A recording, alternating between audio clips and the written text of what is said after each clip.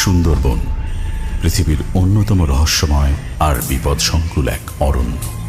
এখানে প্রবেশ মানেই মানুষের সবচেয়ে বড় শঙ্কার নাম রয়্যাল বেঙ্গল টাইগার। ভাইয়ের কানা বেশি আমার কাটলাম এই হাতে কামড়ে দিয়েছে, কামড়ে দিয়ে সব ফুটো করে ফেলি।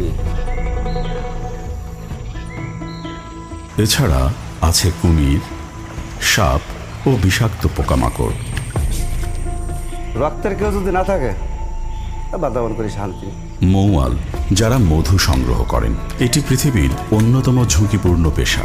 বৃহত্তম এই ম্যানগ্রোভ বনে শত শত বছর ধরে জীবিকা নির্বাহ করে আসছেন মৌয়ালরা। মহাজনের কাছ থেকে টাকা নিয়েছি 1 লাখ, 5,000 টাকা আমরা একটা পাস করি, 14 দিন করে পাতা থাকি। সুন্দরবনে মধু সংগ্রহের অনুমতি মেলে শুধু এপ্রিল আর মে মাসে। প্রতি ট্রিপের মেয়াদ সর্বোচ্চ 14 দিন।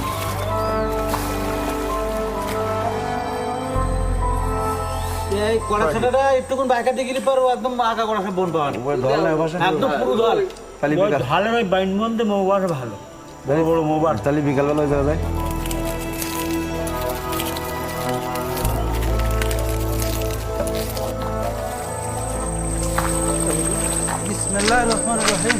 এ বনে একটু বেখেয়াল হলেই হারিয়ে যাওয়া মুহূর্তের ব্যাপার। তাই চাকের খোঁজে যখন তারা চারপাশে ছড়িয়ে পড়ে, একে বলে ছাটা দেয়া। তখন একে অন্যের সাথে মুখে মুখে বিচিত্র সব শব্দ করে যোগাযোগ রাখে। মৌচাক পাওয়ার পর মৌয়ালদের প্রথম কাজ হলো কাঁচা পাতার ধোঁয়া দিয়ে কারু দেয়া। আর ধোঁয়া বাড়তে থাকলে মৌমাছিরা ভাবে চাকে আগুন লেগেছে, তাই নতুন আশ্রয় খোঁজায় ব্যস্ত হয়ে পড়ে তারা। আর ঠিক তখনই সুযোগ পায় মৌয়ালরা।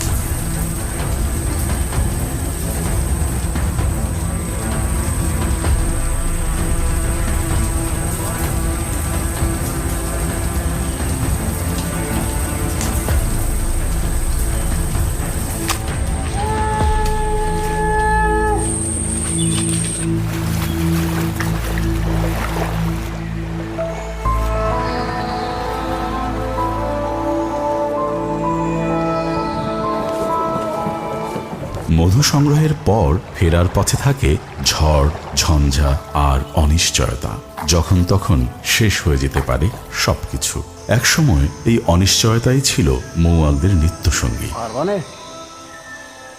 ও টুরিস্টের বোটের সাথে দেখা হইল, তো ওরা 20 কেজি মৌ নেছে।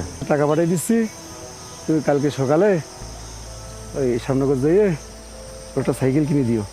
মধু বিক্রির টাকা দ্রুত বাড়িতে পৌঁছানো কিংবা নিজেদের খরচের টাকা সাথে রাখা এখন সব নিরাপদ।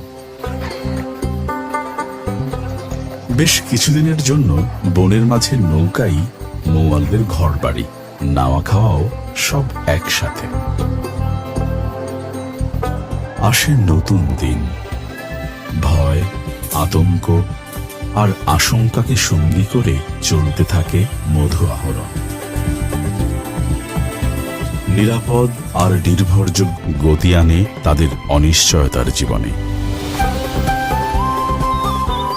মধু নিয়ে ঘরে ফিরলেও থামে না জীবন। আর এই পথচলায় পাশে থেকে নিশ্চয়তার ভরসা দেয়।